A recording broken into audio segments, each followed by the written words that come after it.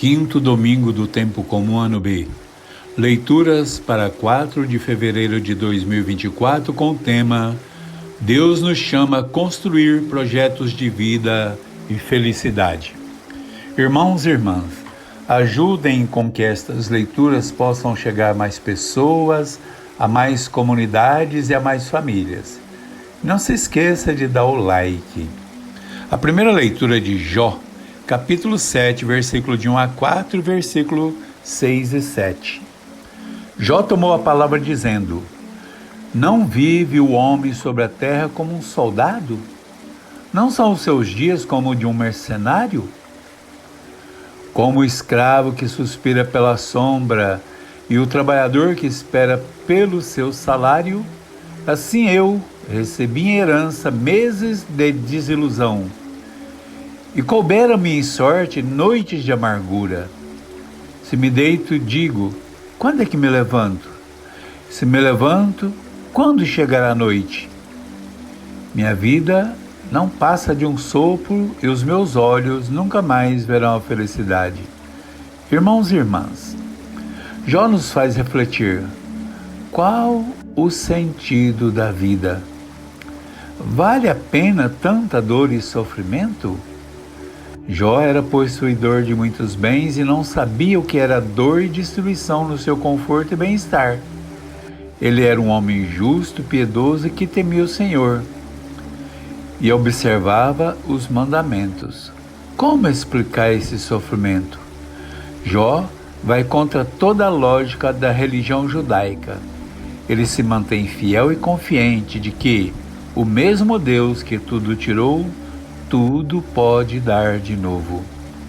A segunda leitura da primeira carta aos Coríntios, capítulo 9, versículo 16 a 19 e versículo 22 e 23. Irmãos, anunciar o Evangelho não é para mim um título de glória.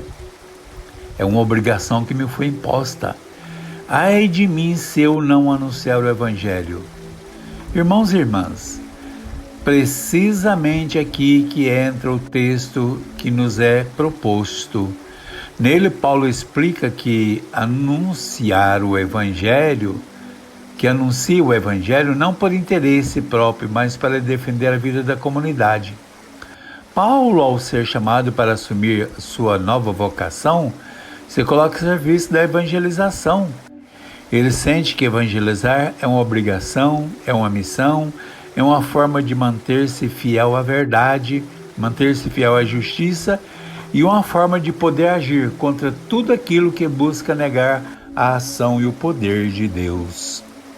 Quando alguém encontra Cristo e se torna discípulo, não consegue mais ficar parado, não consegue ficar sem dar testemunho. Ai de mim se não evangelizar. Esta deve ser a certeza de todos que assumem a vida de missão. O amor ao Evangelho deve sempre nos colocar a caminho, como fez Maria indo prestar socorro a Isabel. No Evangelho de Marcos, capítulo 1, de 29 a 39. Jesus saiu da sinagoga com Tiago e João e entra na casa de Simão e André. A sogra de Simão estava de cama com febre.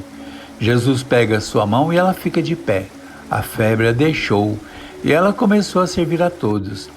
Ao cair da tarde, trouxeram todos os doentes e possessos, e a cidade inteira ficou reunida diante da porta. Jesus curou muitas pessoas que eram atormentadas por várias doenças e expulsou muitos demônios. Muito cedo, Jesus retira-se e entra em oração. Os discípulos o procuram e encontram e diz: todos te procuravam. Jesus diz: vamos a outros povoados, pois foi para isto que vim, e saíram pela Galiléia pregando pelas sinagogas e expulsando os demônios.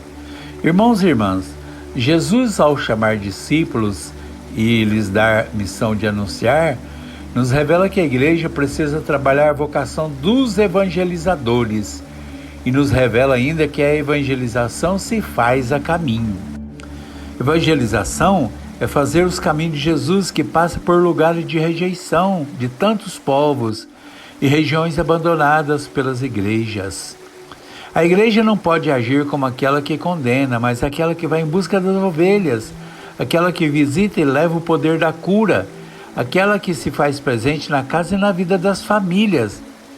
Jesus revela com muita clareza: vamos a outros povoados, foi para isto que vim, e saíram pela Galiléia, pregando na sinagoga e expulsando demônios. Muitos bispos, padres e pastores fortalecem as estruturas das suas igrejas, sedes, e não arredam pé dali. E querem que todos se juntem ali.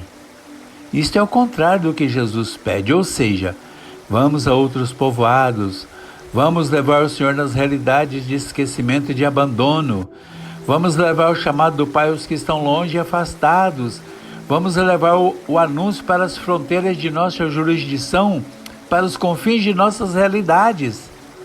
A palavra de Deus não pode ficar presa num templo, não pode ficar presa na autoridade de um evangelizador, não pode ficar presa no cumprimento da multiplicação de regras que vão sendo criadas. A multidão está longe e afastada da igreja. Deus nos chama para ser uma igreja viva e em contínua saída, que vá em busca de seus filhos e filhas. Que a graça, o amor e o poder de Deus esteja com todos. Amém.